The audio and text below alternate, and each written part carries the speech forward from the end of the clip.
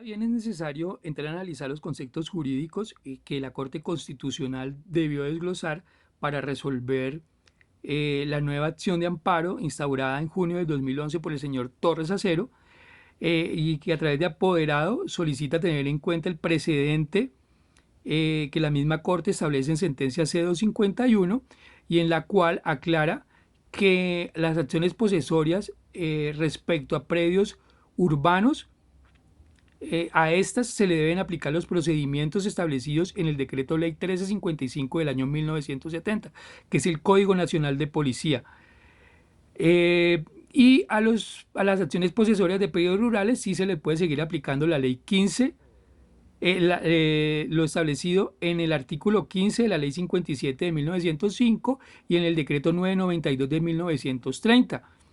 Es decir, gracias a esta sentencia C241 del año 2010, encuentra el señor Torres Acero argumentos para presentar esta nueva acción de tutela en el año 2011 y argumentar que a él se le aplicó el procedimiento, un procedimiento que no se encontraba vigente en el momento que él instaura la acción posesoria. Es decir, se le vulneran dos derechos fundamentales al establecerse o al aplicársele un procedimiento que no se encontraba vigente en ese momento.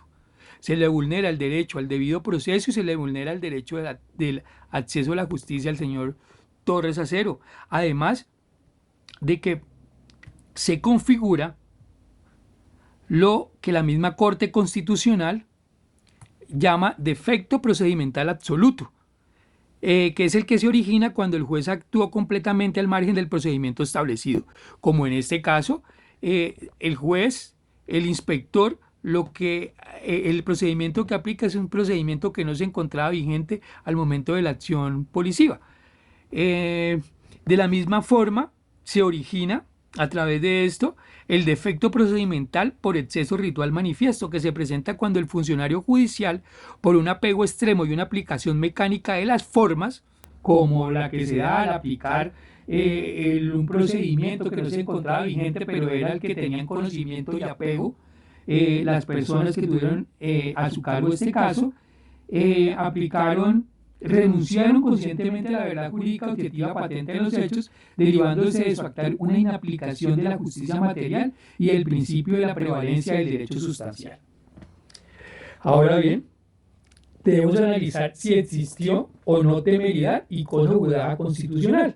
Lo primero es hablar de qué es la actuación temeraria. Esta la encontramos en el decreto 2591 de 1991, a través del cual se reglamenta la acción de tutela. En su artículo 38 habla de la acción temeraria.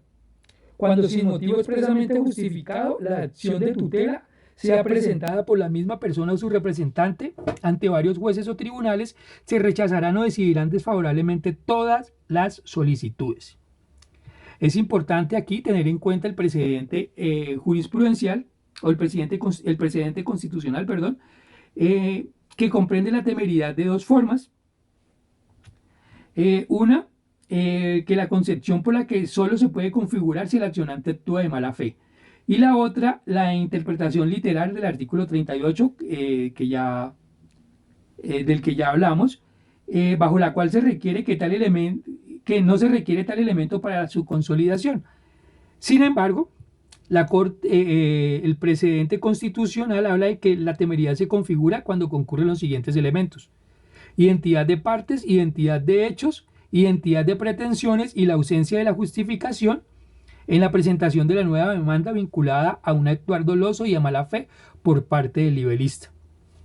Sin embargo, el análisis de la Corte presenta y aclara que no existe temeridad en el caso del señor Torres Acero, toda vez que la primera acción de tutela que él presenta plantea una realidad fáctica distinta, en tanto que contrae a diligencias previas al lanzamiento, y en la segunda a la orden de lanzamiento llevada a cabo el 24 de junio del 2008. Entonces la Corte determina que el amparo cuenta con justificación en nuevas situaciones fácticas, como lo son los recientes pronunciamientos de la Sala Plena de esta Corte, que en ejercicio del control abstracto de constitucionalidad estudió la Ley 57 de 1905 y el Decreto 992 de 1930. A raíz de esto, eh,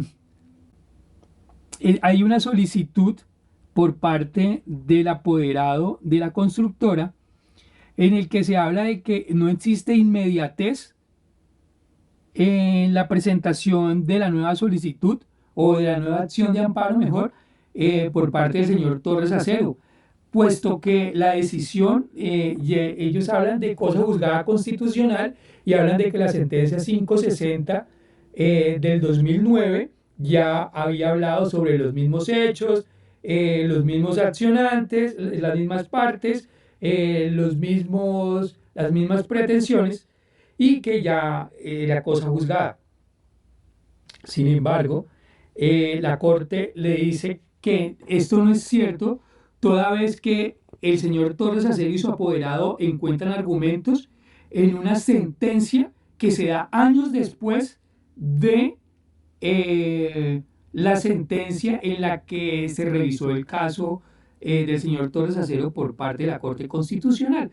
Es decir, no existe ni inmediatez, existe inmediatez en la medida en que el señor Torres Acero y su apoderado, al enterarse del precedente que establece la Corte Constitucional a través de la sentencia C251, encuentran argumentos de peso para presentar una nueva acción de tutela. Tampoco existe temeridad, como ya lo expliqué, ya la Corte lo dijo, no existen, no son las mismas pretensiones. En cada una de ellas el señor solicitaba situaciones distintas y presentaba nuevos argumentos para poder pelear o para poder solicitar que se le amparara la posesión del predio que él por más de 20 años tuvo. Entonces, aquí tenemos que empezar a analizar y a revisar los hechos que resuelven claramente este caso por parte de la Corte Constitucional. Entonces, lo primero, no existe temeridad. Fue presentada con inmediatez toda vez que tienen en cuenta una sentencia aclaratoria, una sentencia en la que la Corte Constitucional aclara y da argumentos nuevos para que presente una nueva acción. Ahora lo que debemos analizar es si existe cosa juzgada constitucional. Entonces, la Corte Constitucional nos habla en sentencia C774 de 2001 que la cosa juzgada se define de la siguiente forma: es una institución jurídico-procesal mediante la cual se otorga a las decisiones plasmadas en una sentencia y en algunas otras providencias el carácter de inmutables, vinculantes y definitivas.